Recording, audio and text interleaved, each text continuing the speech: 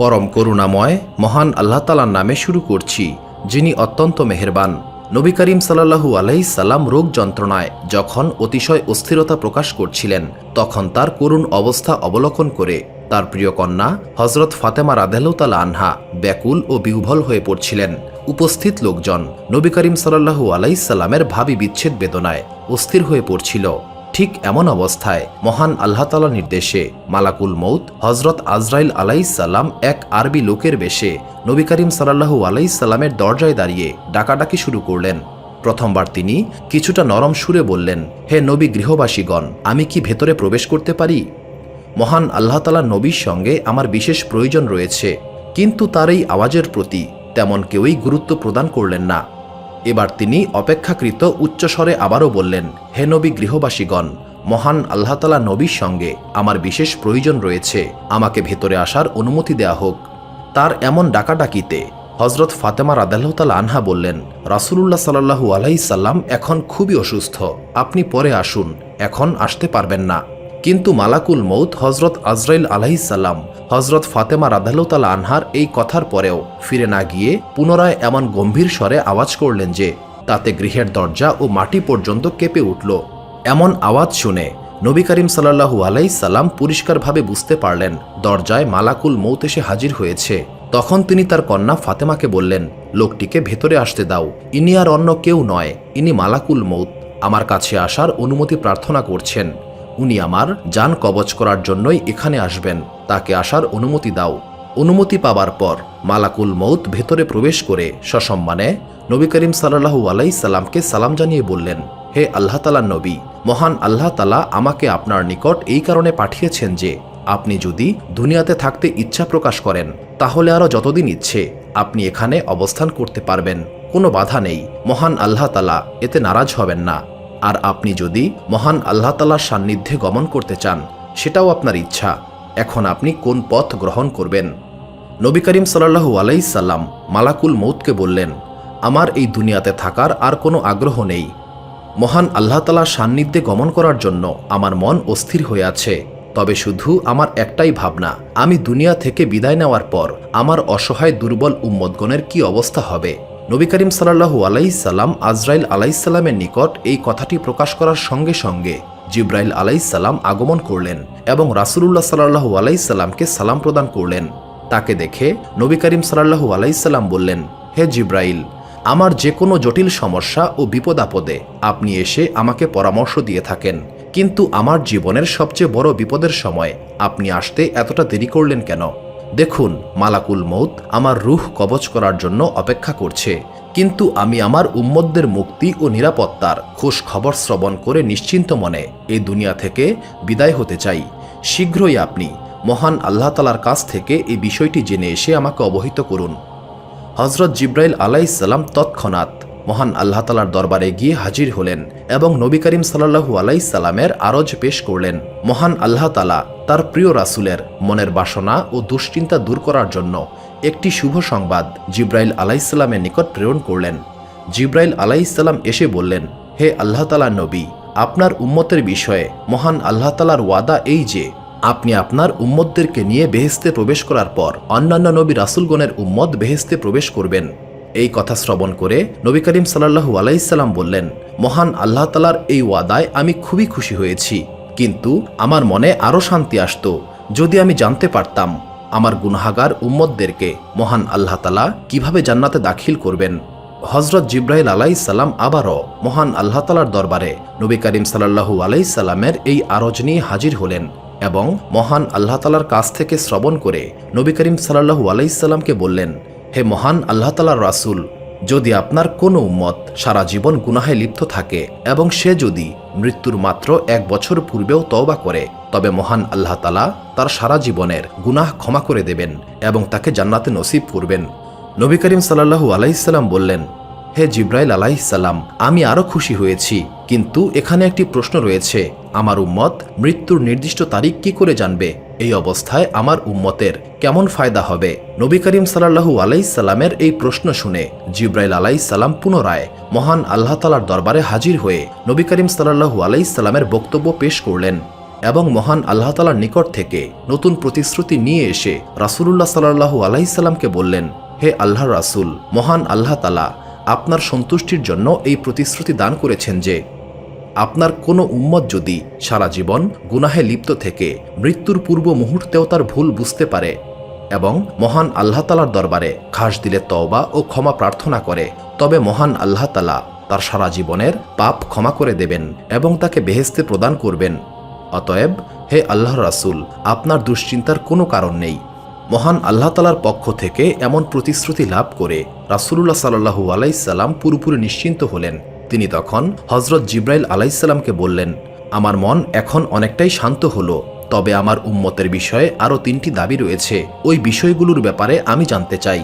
এর জবাব পেলে আমি সম্পূর্ণ নিশ্চিন্ত মনে মহান আল্লাহ তাআলার দরবারে হাজির হতে পারব। মহান আল্লাহ তাআলা রাসূলুল্লাহ সাল্লাল্লাহু আলাইহি সাল্লামের মনের কথাগুলো জানতেন, সুতরাং সরাসরি মহান আল্লাহ তাআলার পক্ষ থেকে ইলহান এলো, হে আমার প্রিয় নবী, আপনার চিন্তার কোনো কারণ নেই। জেনে রাখুন, উম্মত হিসেবে তাদের প্রতি আপনার যে দরদ, অনুরূপ আমার বান্দা হিসেবেও তাদের প্রতি আমার দরদ কম নয়। আপনি যেমন তাদের সকল প্রকার কল্যাণ ও মঙ্গল কামনা করেন, অনুরূপ আমিও করি। সুতরাং আপনার উম্মতের ভালো ও ফায়দার জন্য আপনি যা কিছুই করতে চান আমি তার সবই মঞ্জুর করব। সুতরাং তাদের যাবতীয় বিষয় আপনি আমার উপর সুপর্দ করে নিশ্চিন্ত হন। মহান আল্লাহ তাআলার পক্ষ থেকে এমন ভরসা পেয়ে রাসূলুল্লাহ সাল্লাল্লাহু আলাইহি সাল্লাম তার মনে পূর্ণ শান্তি লাভ করলেন। অতঃপর তিনি বললেন, হে মালাকুল মউত, এখন আপনি আপনার দায়িত্ব নিশ্চিন্তে পালন করুন। রাসূলুল্লাহ সাল্লাল্লাহু আলাইহি সাল্লামের অনুমতি প্রাপ্ত হয়ে মালাকুল মউত তার জান কবজ করার কাজে আত্মনিয়োগ করলেন। প্রথমে তিনি তার একটি হাত রাসূলুল্লাহ সাল্লাল্লাহু আলাইহি সাল্লামের সিনার উপরে রাখলেন। তারপর তিনি তার কাজ করতে শুরু করলেন। রাসূলুল্লাহ সাল্লাল্লাহু আলাইহি সাল্লামের চেহারার রং তাতে এক একবার এক এক রকম হতে লাগলো। জান কবজের ভীষণ কষ্টে তার সারা শরীর ঘর্মাক্ত হয়ে গেল। তিনি মালাকুল মউতকে বললেন, হে মালাকুল মউত, আপনি একটু বিরত হন, আপনাকে আমি একটি কথা জিজ্ঞাসা করছি। মালাকুল মউত বললেন, হে আল্লাহর রাসূল, আপনি কি কথা বলতে চান? তখন রাসূলুল্লাহ সাল্লাল্লাহু আলাইহি সাল্লাম বললেন, রূহ কবজে খুবই কষ্ট, আপনি কি আমার উম্মতদেরকে এরূপ কষ্ট দিয়ে জান কবজ করবেন? তখন মালাকুল মউত বললেন, হে আল্লাহ তাআলা নবী, এটা তো খুবই অল্প কষ্ট, এর চেয়ে 10 গুণ বেশি কষ্ট দিয়েও আমি জান কবজ করে থাকি। তখন নবী করিম সাল্লাল্লাহু আলাইহি সাল্লাম বললেন, এত কষ্ট আমার দুর্বল উম্মতগণ কি করে সহ্য করবে? আপনি এক কাজ করুন, যত বেশি সম্ভব আমাকে কষ্ট দিন এবং আমার উম্মতদেরকে জান কবজ করার সময় কম কষ্ট দেবেন। তখন মালাকুল মউত বললেন, হে উম্মত দরদি নবী, এই বিষয়ে আপনাকে চিন্তা ভাবনা করতে হবে না। আমার প্রতি মহান আল্লাহ তাআলার নির্দেশ রয়েছে, যারা আপনার খাঁটি উম্মত হবে তাদের প্রাণ আমি একদমই আসানির সঙ্গে কবজ করব, যেন কোনো দুধের শিশু তার মায়ের কোলে মাতৃদুগ্ধ পান করতে করতে আরামে ঘুমিয়ে যায়। মালাকুল মউতের কথা শ্রবণ করে নবী করিম সাল্লাল্লাহু আলাইহি সাল্লাম নিশ্চিন্ত হলেন, তার মনে প্রশান্তি ভেসে এলো। চিন্তার বিষয় বই কি, নবী করিম সাল্লাল্লাহু আলাইহি সাল্লাম তার প্রিয় উম্মতের জন্য কতটা পরিমাণে চিন্তিত ও উদ্বিগ্ন ছিলেন এবং তাদেরকে কতটা বেশি ভালোবাসতেন যে নিজের মৃত্যুর সময়ও নিজের বিষয়ে এতটুকু চিন্তা ভাবনা না করে কেবলই উম্মতের বিষয়ে ভাবতে ভাবতে দুনিয়ার জীবন হতে বিদায় গ্রহণ করেছেন। ইতিমধ্যে মালাকুল মউত নিজের কাজ সম্পাদন করে নবী করিম সাল্লাল্লাহু আলাইহি সাল্লামের পবিত্র রূহ মুবারককে সযত্নে নিয়ে আল্লাহ তাআলার দরবারে যাত্রা শুরু করলেন। নবী করিম সাল্লাল্লাহু আলাইহি সাল্লামের পরলোক গমনের সংবাদ নিমিষের মধ্যেই সমগ্র মদিনায় ছড়িয়ে পড়ল। প্রত্যেক মুসলিমের কলিজায় যেন চূর্ণ বিচূর্ণ হয়ে গেল, তাদের কলিজাটা ছিন্ন বিচ্ছিন্ন হয়ে গেল, তাদের পায়ের নিচের মাটি যেন এক ধাক্কায় সরে গেল। সকলের চোখ হতে অশ্রুর বন্যা বয়ে চলল। দুনিয়ার অন্তরস্থল হতে যেন এক অন্তর্ভেদী আর্তনাদ উত্থিত হল, আমাদের প্রিয় নবী আর এই ইহজগতে নেই। যে নবীর আবির্ভাবে একদা আনন্দের আতিশায্যে বিশ্বজগৎ নেচে উঠেছিল, আজ সেই বিশ্বনবীর বিচ্ছেদ যাতনায় সমগ্র মুসলিম জগৎ চরমভাবে ভাষাহারা, দিশেহারা, বাকরুদ্ধ, শক্তি সামর্থ্যহীন, সহায় সম্বলহীন, অভিভাবকহীন, চরম অসহায় হয়ে গেল। যেন সমগ্র মানব গোষ্ঠী, বিশেষ করে মদিনার মুসলিমগণ একদম রিক্ত নিঃস্ব হয়ে গেল। বিশ্বনবী সাল্লাল্লাহু আলাইহি সাল্লামের ভক্তবৃন্দ, আজীবনের সঙ্গী ও সহচরগণ, যারা তাকে প্রাণের চেয়েও বেশি মহব্বত করতেন, তারা তার পরলোক গমনের ঘটনায় কেউ কেউ বাকরুদ্ধ হয়ে গেলেন, কেউ বা শিশু বালকের মতো হাউমাউ করে কাঁদতে শুরু করলেন।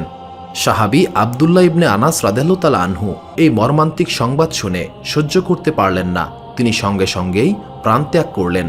মসজিদে নববীর মুয়াজ্জিন হযরত বেলাল রাদিয়াল্লাহু তাআলা আনহু বেহুশের মতো মদিনার পথে পথে ঘুরে বেড়াতে লাগলো এবং যাকেই দেখতে পেল তাকে জিজ্ঞাসা করতে লাগলো, তোমরা আমার নবীজিকে কেউ কি দেখেছ? সকলেরই একই অবস্থা। কে কাকে সান্ত্বনা প্রদান করবে একজন ব্যক্তিও ছিলেন না যে স্বাভাবিক অবস্থায় ছিলেন। হযরত ওমর রাদিয়াল্লাহু তাআলা আনহুর মতো দৃঢ়চেতা, জ্ঞানী ও বিচক্ষণ সাহাবী দিশেহারা হয়ে উন্মুক্ত তরবারি হাতে নিয়ে বলে বেড়াতে লাগলো, আমার নবী মৃত্যুবরণ করেনি, উনি করতে পারেন না। যে বলবে তিনি মৃত্যুবরণ করেছেন, আমি তার গর্দান উড়িয়ে দেব। নবী করিম সাল্লাল্লাহু আলাইহি সাল্লামের প্রধান সহচর হযরত আবু বকর রাদিয়াল্লাহু তাআলা আনহু ফজরের নামাজ আদায় করিয়ে রাসূলুল্লাহ সাল্লাল্লাহু আলাইহি সাল্লামকে কিছুটা সুস্থ দেখে নিজের পরিবার পরিজনের খোঁজখবর নেওয়ার উদ্দেশ্যে মদিনার উপকণ্ঠে তার গৃহে গিয়েছিলেন। সেখানে বসেই তিনি এই খবর পেলেন এবং এই খবর শুনে প্রচণ্ড যন্ত্রণায় তিনি একেবারে নীরব নিস্তব্ধ হয়ে গেলেন এবং হযরত আয়েশা রাদিয়াল্লাহু তাআলা আনহার গৃহে হাজির হলেন। নবী করিম সাল্লাল্লাহু আলাইহি সাল্লামের পবিত্র দেহ মুবারক একখানা পবিত্র চাদর দ্বারা ঢেকে রাখা হয়েছিল। তিনি নবী করিম সাল্লাল্লাহু আলাইহি সাল্লামের চেহারা মুবারক উন্মুক্ত করে পরম শ্রদ্ধা ও ভক্তির সঙ্গে তার কপালে চুমু খেলেন। অতঃপর কাঁদতে কাঁদতে তিনি বললেন, হে আল্লাহ তাআলার রাসূল, আমার পিতামাতা আপনার উপর কোরবান হোক। আপনার জীবন যেমন পবিত্র তেমনি আপনার মৃত্যুও পবিত্র। মহান আল্লাহ তাআলার শপথ, দ্বিতীয়বার আপনার আর মৃত্যু ঘটবে না। যে মৃত্যু আপনার জন্য নির্দিষ্ট ছিল, অদ্য আপনি তার স্বাদ আস্বাদন করলেন। আর কোনো মৃত্যুই আপনাকে স্পর্শ করতে পারবে না। হযরত আবু বকর রাদিয়াল্লাহু তাআলা আনহু বের হয়ে এসে যেখানে ওমর রাদিয়াল্লাহু তাআলা আনহু দিশেহারার মতো ছটফট করছিলেন সেখানে গিয়ে গম্ভীর অথচ শান্ত স্বরে বললেন, ওমর, সংযত হও, ধৈর্য ধারণ করো। মনে রেখো, সকল মানুষকেই মৃত্যুর স্বাদ গ্রহণ করতে হবে। আমাদের নবীও একজন মানুষ ছিলেন। হযরত আবু বকর রাদিয়াল্লাহু তাআলা আনহুর এই কথা শ্রবণ করে ওমর রাদিয়াল্লাহু তাআলা আনহুর চেতনা ফিরে এলো। একদিকে পিতার বিচ্ছেদে শোকাহত হযরত ফাতেমা রাদিয়াল্লাহু তাআলা আনহা বলতে লাগলেন, আমার পিতা মহান আল্লাহ তাআলার দাওয়াত কবুল করে জান্নাতুল ফিরদৌসের সিংহাসনে আরোহণ করেছেন। কিন্তু হায়, কে আমার এই শোকের খবর ফেরেশতা জিবরাইলের কাছে পৌঁছে দেবে। হে আল্লাহ তাআলা, তুমি আমাকে তোমার সাক্ষাতে ধন্য করো। হযরত আলী রাদিয়াল্লাহু তাআলা আনহু শোকের আঘাতে একদম নির্বাক পাথর হয়ে গেলেন। তার বুকের মধ্য ক্ষণে ক্ষণে শুধুমাত্র বিয়োগ যন্ত্রণার দীর্ঘশ্বাস বের হতে লাগলো। তিনি সম্পূর্ণ বাকরুদ্ধ হয়ে গেলেন। এইভাবে বিশ্বনবী সাল্লাল্লাহু আলাইহি সাল্লামের মহিয়সী বিবিগণ, আত্মীয় স্বজন এবং অনাত্মীয় আনসার মুজাহিরগণের প্রত্যেকেই নিজ নিজ মর্মব্যথায় নানারূপ বিলাপ ও দুঃখ প্রকাশ করতে লাগলেন। একমাত্র হযরত আবু বকর রাদিয়াল্লাহু তাআলা আনহু ছাড়া অপর কেউই সুস্থির হয়ে থাকতে পারলেন না। তিনি এই মহাবিপদ সংকুল পরিবেশে ও অবস্থার মাঝে অসীম ধৈর্যের পরিচয় দিয়ে জনসাধারণকে শান্ত ও স্থির থাকার জন্য উপদেশ প্রদান করতে লাগলেন। তোমরা যারা নবী করিম সাল্লাল্লাহু আলাইহি সাল্লামকে পূজা করতে, তারা জেনে নাও তার মৃত্যু হয়েছে। আর যারা এক আল্লাহ তাআলার উপাসনা করতে, তারা জেনে রাখো আল্লাহ তাআলা চিরস্থায়ী ও চিরঞ্জীব, তার কখনো মৃত্যু হয় না। মহান আল্লাহ তাআলা পবিত্র কোরআনে ইরশাদ করেছেন, মুহাম্মদ সাল্লাল্লাহু আলাইহি সাল্লাম একজন মানুষ ছাড়া অন্য কিছু নন। তার পূর্বেকার সকল নবী রাসূলগণ মৃত্যুবরণ করেছেন। অনুরূপ তিনিও যদি ইন্তেকাল করেন কিংবা শাহাদাত বরণ করেন, তবে কি তোমরা তোমাদের ধর্ম পরিত্যাগ করবে? জেনে রেখো, ধর্ম পরিত্যাগ করলে মহান আল্লাহ তাআলার কোনো ক্ষতি হবে না। মহান আল্লাহ তাআলা শীঘ্রই কৃতজ্ঞদের পুরস্কৃত করবেন। হযরত আবু বকর সিদ্দিক রাদিয়াল্লাহু তাআলা আনহুর এই বিজ্ঞতা সুলভ সময়োপযোগী উপদেশ যথেষ্ট কার্যকর হল। শোক সন্তপ্ত ও দুঃখ ভারাক্রান্ত দিশেহারা মুসলমানগণ হযরত আবু বকর রাদিয়াল্লাহু তাআলা আনহুর এই উপদেশ বাণীর ফলে যেন সম্বিত ফিরে পেল।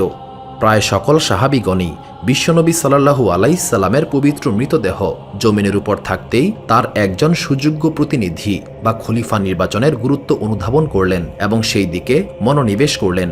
রাসূলুল্লাহ সাল্লাল্লাহু আলাইহি সাল্লামের অন্তর্ধানের পর কে হবে মুসলিম জাহানের খলিফা, সেই বিষয়ে রাসূলুল্লাহ সাল্লাল্লাহু আলাইহি সাল্লামের সরাসরি কোনো আদেশ বা নির্দেশ ছিল না। এই জন্য শঙ্কা দেখা দিল যে এই বিষয়ে হয়তো মুসলিম মিল্লাতের মাঝে অনৈক্য ও আত্মকলহ দেখা দিতে পারে। এই কারণে চিন্তাশীল ও বিবেকবান সাহাবাগণ রাসূলুল্লাহ সাল্লাল্লাহু আলাইহি সাল্লামের দাফন কাফন সম্পন্ন হবার আগেই এই বিষয়টির সুরাহা করার জন্য প্রয়োজনীয়তা অনুভব করলেন। বিষয়টি নিয়ে আলোচনা শুরু হতেই কিছুটা বিতর্ক দেখা দিল। আনসার ও মুজাহিরগণের মধ্যে উভয় পক্ষ হতেই নিজ নিজ খেয়াল মতো নিজেদের মাঝে যোগ্যতর ও অধিক দাবিদার বিবেচনার খেলাফতের দাবি উঠল। এই নিয়ে কিছুটা কথা কাটাকাটিও হলো। শেষ অবধি এটি একটি অবাঞ্ছিত ঘটনার জন্ম দিতে পারে মনে করে হজরত ওমর রাদিয়াল্লাহু তাআলা আনহু অগ্রবর্তী হয়ে হজরত আবু বকর রাদিয়াল্লাহু তাআলা আনহুর নাম প্রস্তাব করলেন এবং সর্বপ্রথম তিনি নিজেই তার হাত বাড়িয়ে হজরত আবু বকর রাদিয়াল্লাহু তাআলা আনহুর বায়াত গ্রহণ করলেন। হজরত ওমর রাদিয়াল্লাহু তাআলা আনহুর দেখা দেখি অন্য সকলেই তার হাতে হাত রেখে তার আনুগত্য মেনে নিলেন। আনসার মুজাহির নির্বিশেষে সকলেই অকপটে হজরত আবু বকর রাদিয়াল্লাহু তাআলা আনহুকে রাসূলুল্লাহ সাল্লাল্লাহু আলাইহি সাল্লামের যোগ্য প্রতিনিধি বা খলিফা হিসেবে মেনে নিলেন। এটি নিয়ে আর কোনো দ্বন্দ্বের অবকাশ রইল না। বিশ্বনবী সাল্লাল্লাহু আলাইহি সাল্লামের পরলোক গমনের পর তার দাফন কাফনের কাজ শুরু হয়ে গেল। হজরত জায়েদ রাদিয়াল্লাহু তাআলা আনহুর ছেলে ওসামা রাদিয়াল্লাহু তাআলা আনহু, ফজল ইবনে আব্বাস রাদিয়াল্লাহু তাআলা আনহু রাসূলুল্লাহ সাল্লাল্লাহু আলাইহি সাল্লামের দেহ মুবারকের উপর পর্দা টানিয়ে ধরলেন। রাসূলুল্লাহ সাল্লাল্লাহু আলাইহি সাল্লামের গোসলের আয়োজন শুরু হয়ে গেল।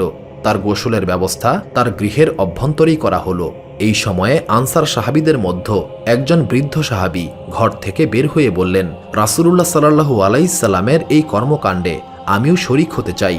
তখন আনসার ইবনে খাওলা রাদিয়াল্লাহু তাআলা আনহুকে ভেতরে ডাকা হলো। তিনি কলসি ভরে পানি আনতে লাগলেন এবং হজরত ওসামা বিন জায়েদ নবী করিম সাল্লাল্লাহু আলাইহি সাল্লামের পবিত্র দেহে পানি ঢেলে দিতে শুরু করলেন। এই সময় তিনি বলছিলেন, হে আল্লাহ তাআলার নবী, আমার পিতা মাতা আপনার উপর কুরবান হোক। হে আল্লাহ তাআলার রাসূল, আপনার পরলোক গমনে আমরা এমন জিনিস হারালাম যার আমরা কোনো দিন পাব না।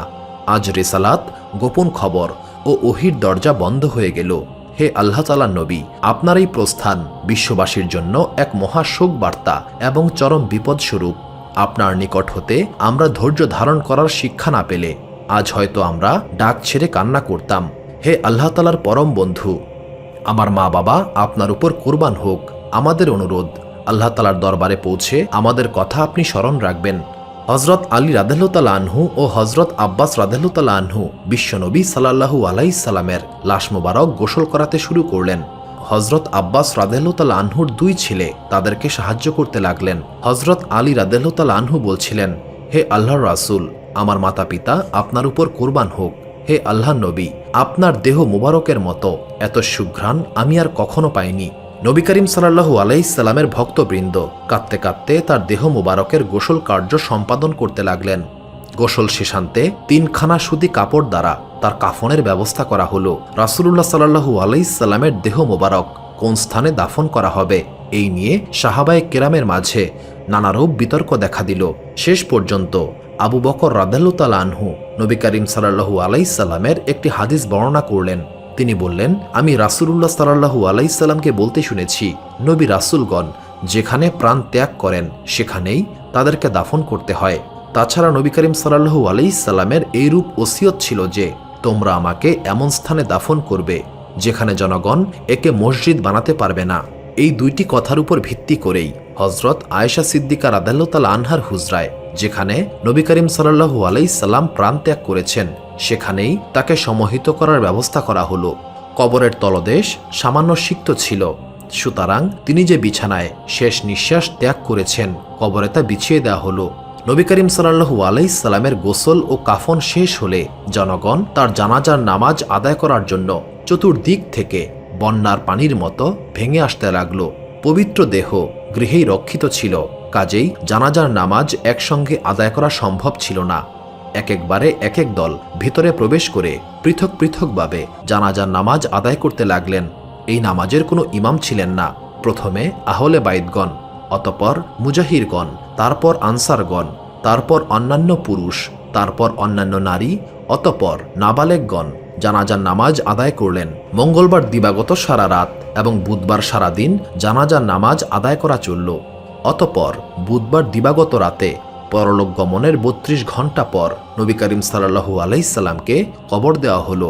হজরত আলী রাদিয়াল্লাহু তাআলা আনহু, ফজল ইবনে আব্বাস, ওসামা ইবনে জায়েদ এবং আব্দুর রহমান ইবনে আউফ রাদিয়াল্লাহু তাআলা আনহু নবী করিম সাল্লাল্লাহু আলাইহি সাল্লামের পবিত্র লাশ মোবারক কবরে রাখলেন। অতঃপর সর্বকালের সর্বসেরা মহামানব হজরত মুহাম্মদ মুস্তাফা সাল্লাল্লাহু আলাইহি সাল্লামকে মাটি দ্বারা মানুষের চোখের আড়াল করে দেওয়া হলো। সুপ্রিয় দর্শক মণ্ডলী, প্রতিদিন নতুন নতুন ভিডিও পেতে আমাদের চ্যানেলটি অবশ্যই সাবস্ক্রাইব করুন এবং পাশে থাকা বেল আইকনটি প্রেস করতে অবশ্যই ভুলবেন না এবং সেই সাথে আপনার যে কোনো মতামত আমাদের জানাতে আমাদের ভিডিওতে অবশ্যই কমেন্ট করুন। আশা করি আপনারা সবাই ভালো থাকবেন এবং সুস্থ থাকবেন। আসসালামু আলাইকুম।